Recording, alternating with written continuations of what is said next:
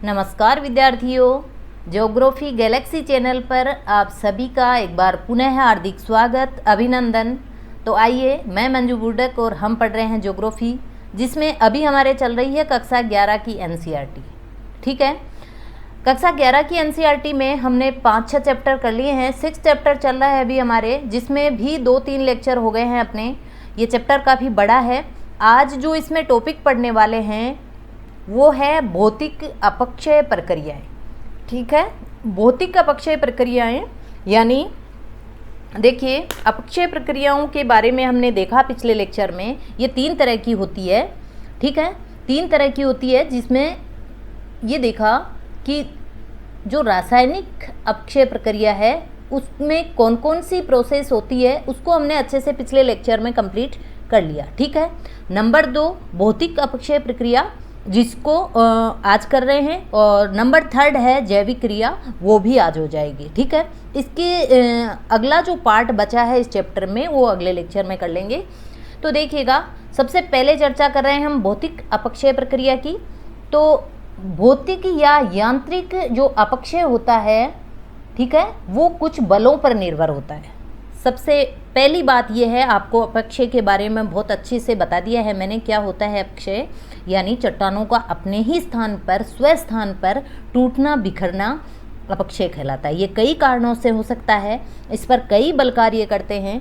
तो देखिएगा, जो मुख्य 3 बल हैं वो कौन कौन से हैं? गुरुत्वाकर्षण बल, विस्तारण बल और जल दबाव बल। ठीक है, 3 बल कार्य कर रहे हैं चट्टान पर। गुरुत्वाकर्षण बल की बात करें हम, तो आप अच्छे से जानते हो, जैसे कि कोई चट्टान है और उसको ऊपर की तरफ उसमें ज़्यादा भार है। ठीक है, गुरुत्वाकर्षण बल आप जानते ही हैं कि पृथ्वी का जो केंद्र होता है, केंद्र में सर्वाधिक होता है। ठीक है, जो अपनी ओर खींचता है। ठीक है, गुरुत्वाकर्षण बल जो है केंद्र में सर्वाधिक होता है। जैसे जैसे पृथ्वी के किनारों की ओर आते हैं हम, प्रॉपर्टी की ओर आते हैं, गुरुत्वाकर्षण बल कम लगना कम हो जाता है। ठीक है, और ये जो बल है वो मतलब जैसे ही चट्टान पर लगता है, ठीक है, ये कोई चट्टान है, ठीक है, ये चट्टान अपने स्थान पर खड़ी है और इसमें ऊपर की तरफ यहाँ भारी चट्टान है। ठीक है, नीचे की तरफ जो चट्टान है वो हल्की है, ऊपर यहाँ पर भारी चट्टान है। तो धीरे धीरे ये चट्टान जो है, अगर आप इस चट्टान को यहाँ तक बाहर निकली हुई मानते हैं तो गुरुत्वाकर्षण बल जो है वो यहाँ लगेगा। ठीक है, इसको हम बोलते हैं शियर स्ट्रेस, या आपके एनसीईआरटी में है अपरूपण प्रतिबल।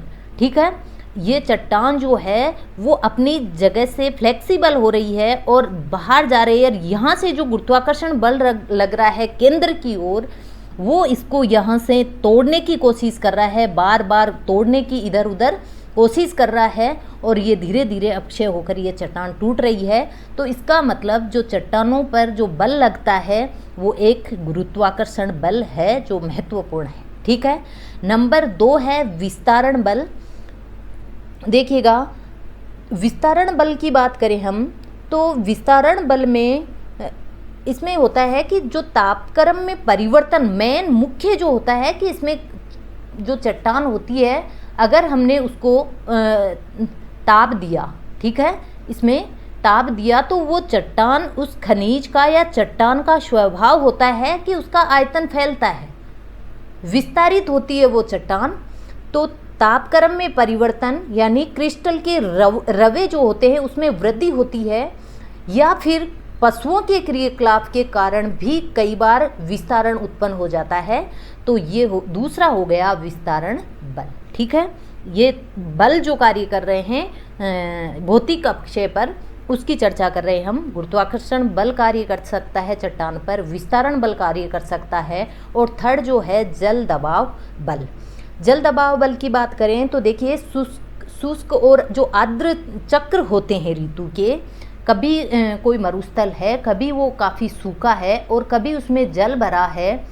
तो ये जो चक्र होते हैं उसके दौरान जो बल लगता है, ठीक है, जब पानी सूख गया ठीक है, कोई दबाव नहीं है उस चट्टान पर। और जब वहाँ जल भरा, ठीक है, आर्द्र मौसम आया और जल भरा तो उस पर काफ़ी दबाव पड़ गया उस चट्टान पे। तो इस दबाव के कारण जब वो चट्टान फूलती है, हल्की होती है या उस पर भार पड़ता है, उस कारण जो अपक्षय होता है उसको जल दबाव बल कहा जाता है।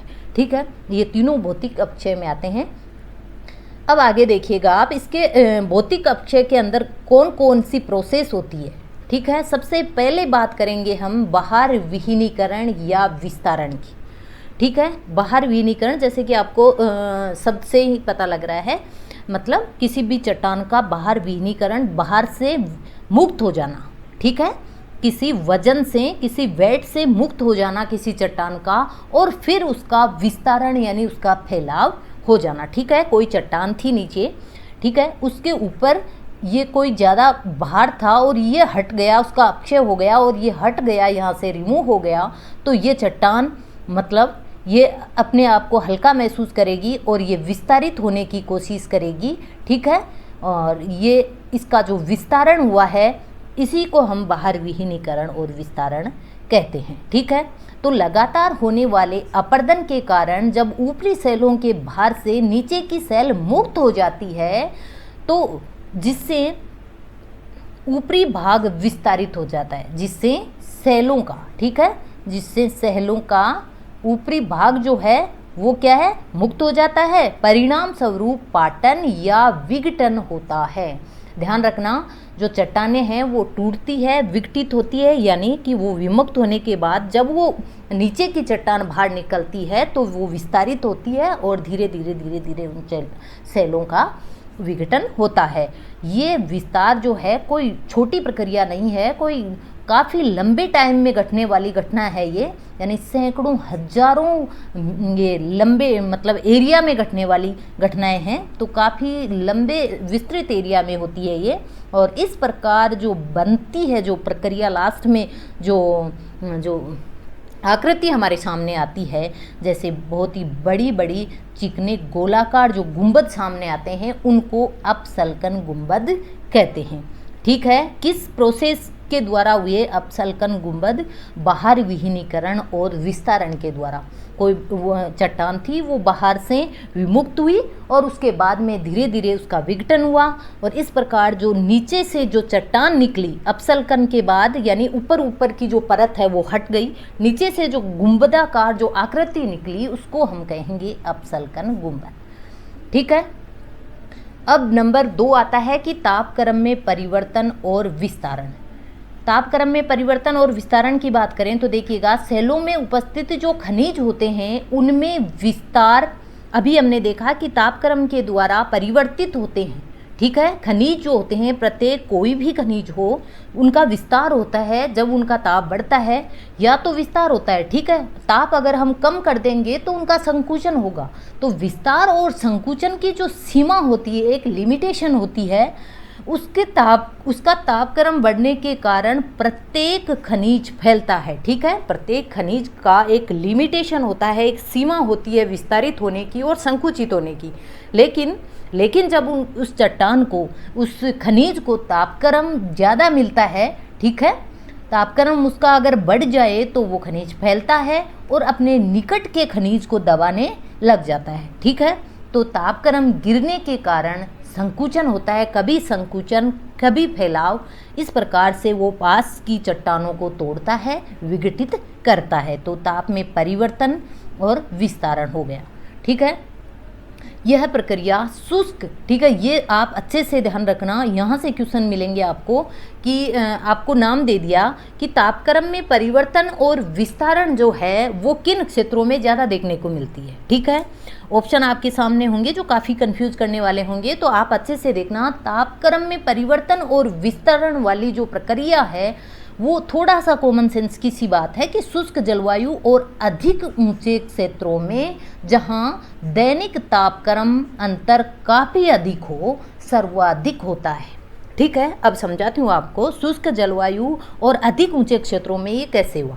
देखिए, अधिक ऊंचे यानी टेम्परेचर कम, जितने ऊंचाई पर हम जाएंगे तापक्रम कम होगा, लेकिन अगर शुष्कता है वहाँ तो वहाँ पर ये अधिक ऊंचे क्षेत्र हैं और शुष्क क्षेत्र भी हैं, ठीक है।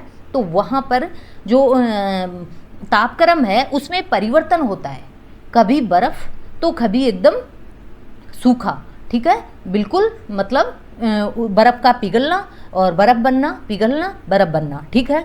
तो ये चीज़ें होती है शुष्क जलवायु, ठीक है, और अधिक ऊंचे क्षेत्रों में, ध्यान रखना। सर्वाधिक ये प्रभावशाली है, ठीक है, इस लगातार हो रहे लघु संचालन के कारण, ठीक है, ये संचालन जो है वो लघु संचालन है, इसके कारण आप अपसल्कन के कारण, ठीक है, इसके कारण अपसल्कन के कारण सेलों में जो चिकनी गोलाकार सतह का निर्माण होता है, ठीक है, ध्यान रखना ये दोनों चीज़ें, बाहर विहीनीकरण और विस्तारण, और फिर दूसरा नंबर आता है तापक्रम और विस्तारण। तो अब हम तापक्रम और विस्तारण पढ़ रहे हैं, तो उसमें जो चिकनी गोलाकार सतह का अब जो निर्माण हुआ है अपसल्कन के बाद, वो ग्रेनाइट सेलों में इस प्रक्रिया से जो गोलाश्म निकलते हैं नीचे से, उसको टार कहते हैं, ठीक है। आपके एनसीईआरटी में दिया हुआ है टार और ये उसमें वो जो अभी देखा था हमने, टार और एक मिनट अपसल्कन गुंबद, ठीक है। तो यहाँ आपको क्वेश्चन ऐसे मिलता है कि अपसल्कित गुंबद और अपसल्कित टार में क्या अंतर है। अपसल्कित गुंबद कैसे बना हमने अभी देखा, बाहर विहीनीकरण के कारण और फिर विस्तारण के कारण ये गुंबद बना, और टार जो है वो तापक्रम में परिवर्तन और विस्तारण के कारण बना, ठीक है। तो ये क्लियर हो गया आपको कि टार और गुंबद में क्या अंतर है। दोनों देखने में एक जैसे हैं, इनकी प्रोसेस है जो थोड़ी सी अलग है, उसको आप ध्यान में रखना। नेक्स्ट है कि हिमकरण, पिघलन और तुषार वेजिंग, ठीक है, ये भी एक भौतिक अपक्षय प्रक्रिया है। तो देखिएगा, सेलों के रंध्रों और दरारों में बार बार हिमकरण और पिघलन होने से ये घटना घटती है, ठीक है।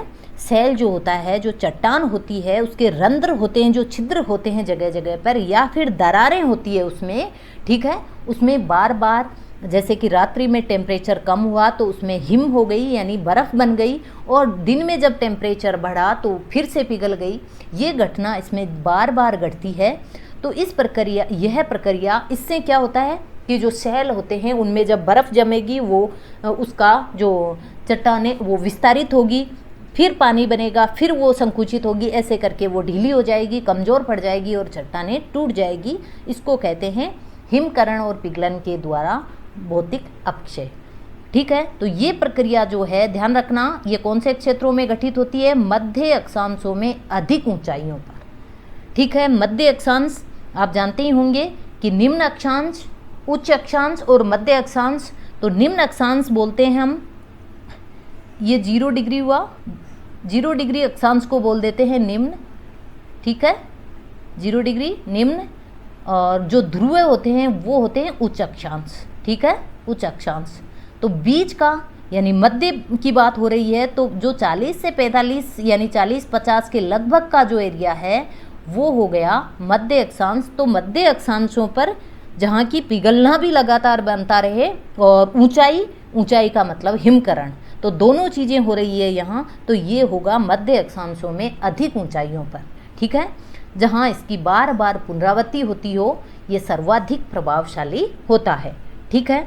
अब पढ़ेंगे हम लवण अपक्षय की, ठीक है, ये भी भौतिक अपक्षय है।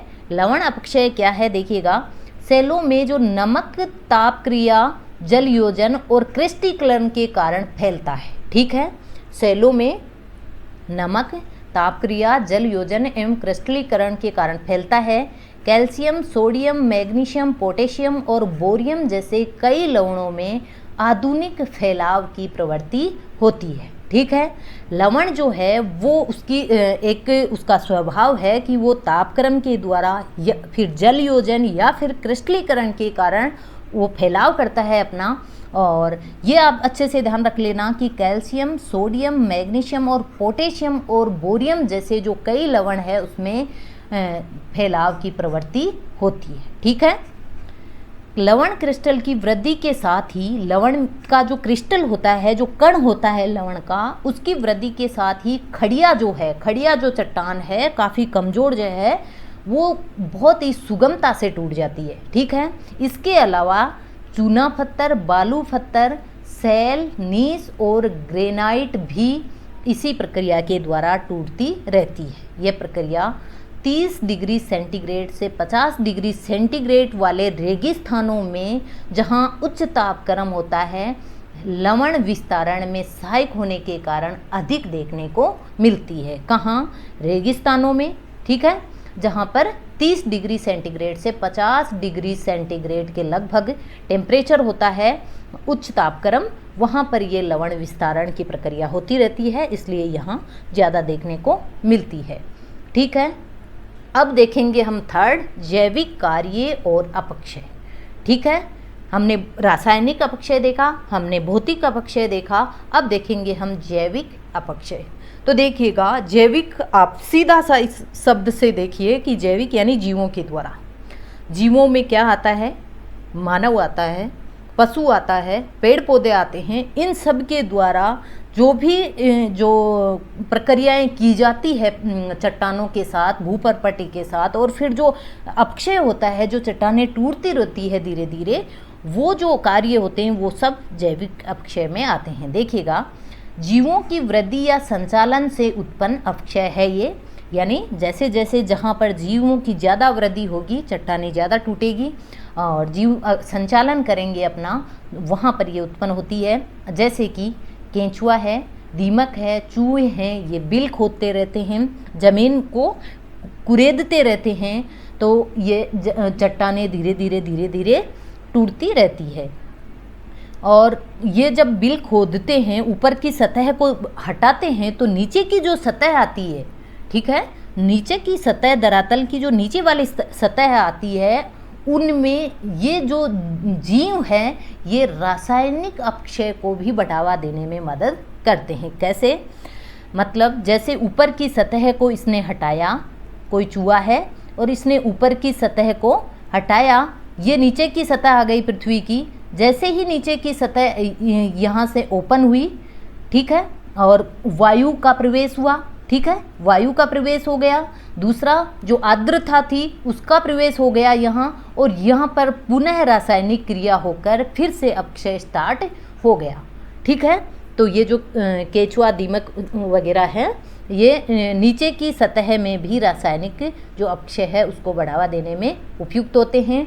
साथ ही बात आ रही है मानव की, तो मानव भी वनस्पतियों को अस्त व्यस्त करते रहते हैं। ठीक है, काटते रहते हैं, खोदते रहते हैं, लगाते रहते हैं वापस। ठीक है, तो उस समय या फिर खेत जोतते हैं, मिट्टी में कृषि करते हैं।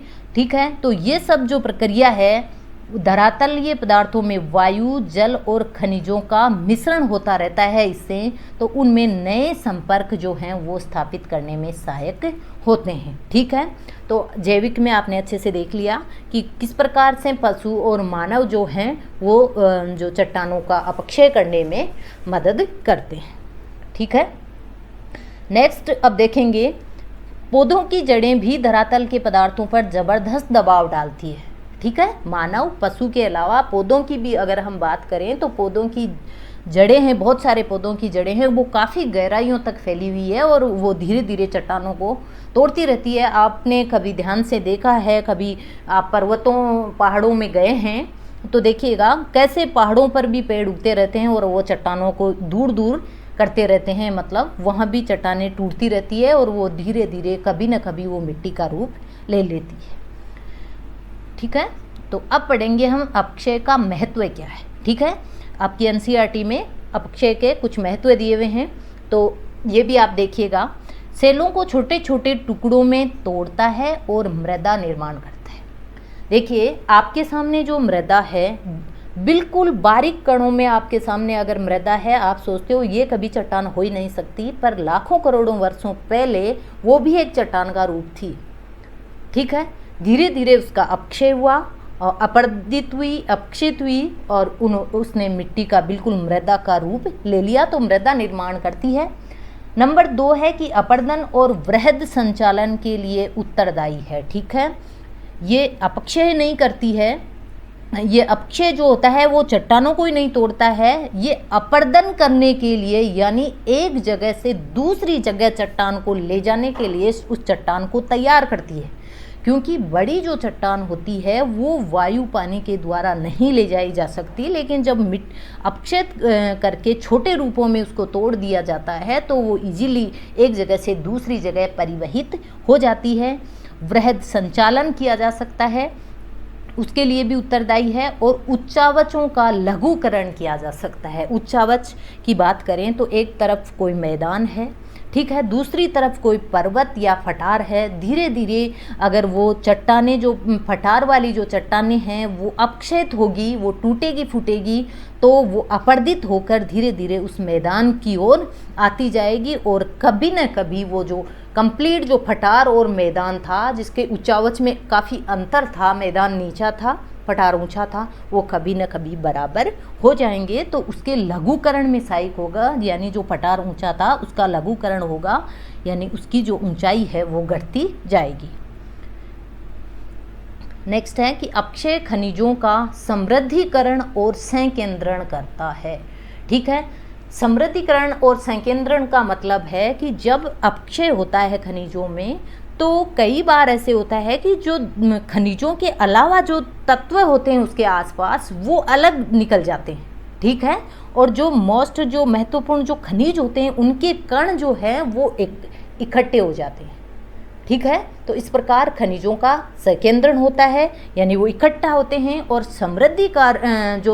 समृद्धिकरण है वो ये है कि जब ये खनिज होते हैं उनका जब वो इजीली, मतलब जो अनावश्यक तत्व है उसके अलग हो जाए और बिल्कुल खनिज में जो इम्पोर्टेंट तत्व हैं वो इकट्ठा हो जाए हमें, तो प्योर जो खनिज मिलता है, हमें प्योर तो नहीं कह सकते, लेकिन वो जितना हो सके वो प्योरिटी जो हमें मिलती है उसमें जो यूजर्स होते हैं उनको काफ़ी फ़ायदा होता है, उसको इकट्ठा करने में, उसको यूज़ करने में काफ़ी फ़ायदा होता है। तो अपक्षय है जो समृद्धिकरण और संकेंद्रण भी करता है, और ये मृदा निर्माण की एक महत्वपूर्ण प्रक्रिया है। अपक्षय जो है वो मृदा निर्माण की एक महत्वपूर्ण प्रक्रिया है, ठीक है। तो ये हो गया इसका इम्पोर्टेंस। आज हमने देख लिया भौतिक अपक्षय और जैविक अपक्षय के बारे में। अब एक लेक्चर अगला कर लेंगे हम, उसमें देखेंगे कि जो वृहद संचलन, मंद संचलन क्या होते हैं, ठीक है। तो अब अगले चैप्टर में देख लेंगे तीव्र संचलन, भूस्खलन, ये सब अपन आगे करेंगे। आज इतना ही, तो कल फिर मिलेंगे, तब तक के लिए जय हिंद, जय भारत।